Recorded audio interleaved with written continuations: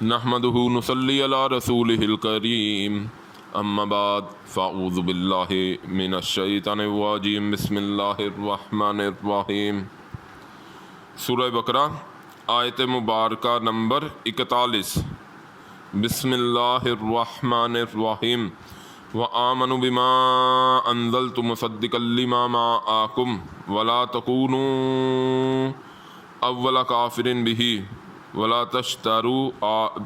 تشتروا بآیاتی ثمنا قلیلا وإیای فاتقون۔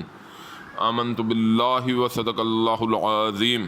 ترجمہ: اور ایمان لاؤ ساتھ اس چیز کے جو اتاری میں نے سچا کرنے والی ہے اس چیز کو جو ساتھ تمہارے ہے، اور مت ہو پہلے کافر ساتھ اس کے، اور مت مول لو بدلے آیتوں میری کے مول تھوڑا، اور مجھ سے پس ڈرو۔ اب یہ جو اس رکوع مبارک جو شروع ہو رہا ہے اس کی دوسری آیت مبارکہ ہے، تو یہ ویسے مسلسل ایک کلام اب چلے گا جو بنی اسرائیل سے خطاب ہو رہا ہے، وہ میں نے آپ کو اشارتاً پہلے بتا دیا تھا۔ بہرحال یہ پچھلی آیت میں جو آ رہا ہے کہ عہد پورا کرو اور میں تمہارا عہد پورا کروں گا، ان دو آیتوں میں ویسے اتنی کو تمہید ہے اور اتنی لمبی ایک سکیچ ہونا چاہیے ذہن میں، کیونکہ اس کے بعد مسلسل بنی اسرائیل کے اوپر فرد جرم ڈاکٹر اسرار احمد رحمۃ اللہ علیہ لفظ استعمال کرتے ہیں کہ آگے سے ان رکوعوں میں ان کے اوپر فرد جرم عائد ہوتی ہے، تم نے یہ کیا، یہ کہا تھا، یہ کیا۔ وہ ایک لمبی تفصیل ہے، زمانی ترتیب کے حوالے سے نہیں آئے گا، آگے ان کے جو اللہ نے اپنے ان پر انعام کیے اور انہوں نے جو نافرمانیاں کی اور ایک امت مسلمہ میں کیسے جو برائیاں جنم لیتی ہیں، وہ ہم آگے اللہ توفیق دیں تو پڑھیں گے انشاءاللہ۔ تو بہرحال اس جو پچھلی آیت میں بتایا جا رہا ہے، بہرحال یہ دو آیتیں ہیں، اس کے بعد یہ رکوع باقی جو آیتیں رہیں گی ان کے اوپر یہ دو آیتوں میں بلکہ پورے رکوع میں ان سے تمہیدی کلمات ہیں۔ اگلے رکوع سے پھر ان کے اوپر جو ہے وہ ذرا رخ بدلے گا کلام کا۔ تو اس آیت مبارکہ میں اور ایمان لاؤ ساتھ اس چیز کے جو تاریخ، ہاں سب سے مین جو بات آ رہی ہے کہ جو ان کے پاس توریت ہے وہ قرآن کی طرف اشارہ کرتی ہے، اور قرآن توریت کی نشانی بن کے آیا، جو اس میں نشانیاں بتائی گئی تھیں۔ ذالک، جیسے یہ سورہ بقرہ شروع ہوئی تھی تو ہم نے پڑھا ذالک الکتاب، یہ وہ کتاب ہے، یعنی کہ اگر آپ غور کریں تو اللہ تعالیٰ اشارہ کر کے کہہ رہے ہیں کہ یہ وہ کتاب ہے۔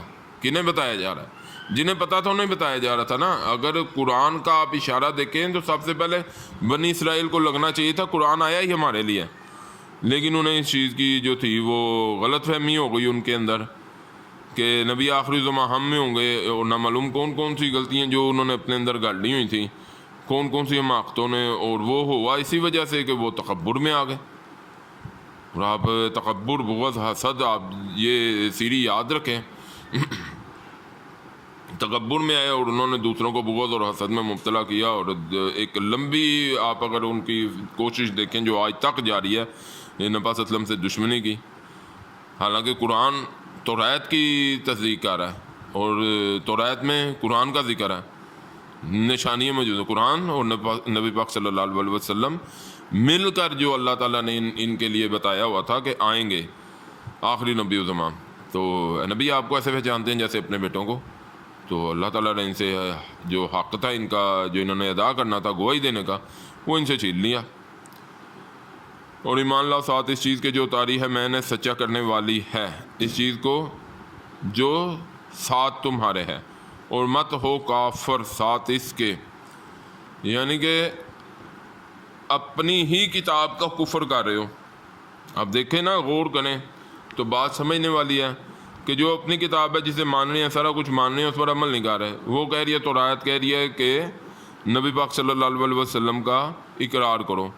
اگر یہ اقرار کر لیں تو آپ دیکھیں کہ نیچے ان کے جو، یعنی کہ ایک عام جو کسی بھی مذہب سے تعلق رکھنے والا عام انسان ہو تو وہ تو اپنے علماء کرام کی طرف ہی اس کی آنکھیں ہوتی ہیں نا، وہ فتویٰ دے دیں، جو بھی بات کر دیں ان کا اسی طرف رخ ہو جاتا ہے۔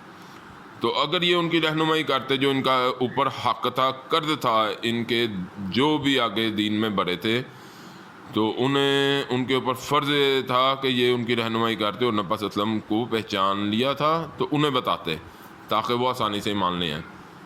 کیونکہ عام انسان جس نے نماز، روزہ، زکوٰۃ، اور وہ آج بھی ہم دیکھیں تو ایک مولوی جو رہتا ہے مسجد میں اور دن رات کتابیں اللہ کی پڑھتا ہے، تو اللہ کے نور کا اس کے اوپر کچھ اور انکشاف ہوتا ہے. عام مسلمان جو ہے وہ زندگی میں لگا ہے، بال بچوں میں، یعنی کہ ہر کسی کی لائف کا ایک آپ طریقہ دیکھیں تو کسی بھی جگہ میں جو علماء ہوتے ہیں ان کے اوپر بھاری ذمہ داری بھی ہوتی ہے، بہت بڑی ذمہ داری ہوتی ہے ان کے اوپر، کہ انہوں نے حق کو دیکھ کے پہچاننا ہوتا ہے. جس کے ہم اگر ہماری طرف دیکھیں تو ہم کہتے ہیں جی فتویٰ جا کے لاؤ، فتویٰ مطلب کھول کے بتا دیں. تو اسی طرح ان کے جو بڑے تھے ان کا کام تھا کہ یہ نبی پاک صلی اللہ علیہ وسلم اور قرآن کو پہچان لیا تھا تو اس کی تصدیق کرتے، تاکہ جو عام لوگ تھے وہ آسانی سے نبی صلی اللہ علیہ وسلم کے ساتھ آ کے کھڑے ہوتے اور انہیں مضبوط کرتے.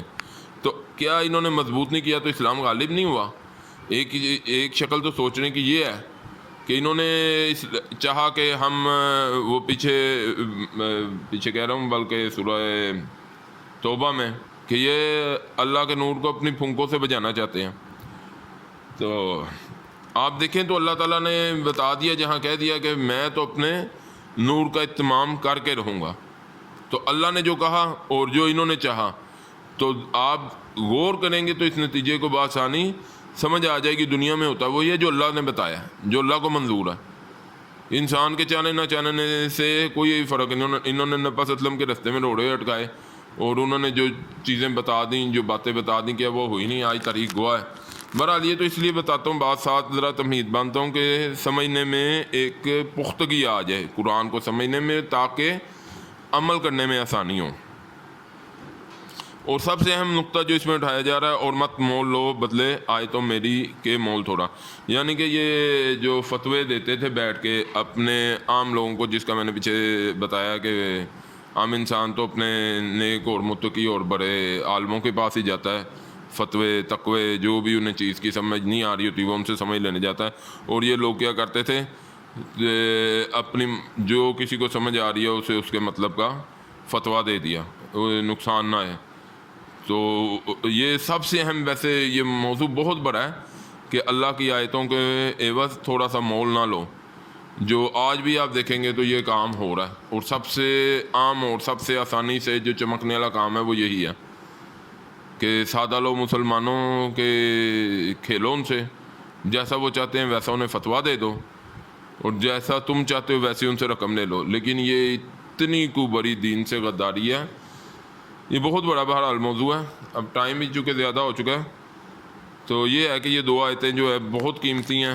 کوشش کی ہے میں نے، لیکن اللہ قبول کر لیں ان آیتوں کا حق، اور قرآن کا حق اللہ کسی درجے میں قبول کر لیں. باقی یہ کوئی آسان بات نہیں ہے. اور مجھ سے ڈرو وَإِيَّايَ فَاتَّقُونِ. اور سب سے اہم بات جو پیچھے بھی اور اس آیت مبارکہ کے اینڈ میں بھی جو حاصل وصول ہے، اللہ سے ڈرتے رہو، اللہ تعالیٰ تمہارے عمل درست کر دیں گے. بہرحال اللہ ہمیں سمجھ کے اور سب سے زیادہ نئے کمال کی توفیق عطا فرمائے. وآخر دعوانا الحمد للہ رب العالمین.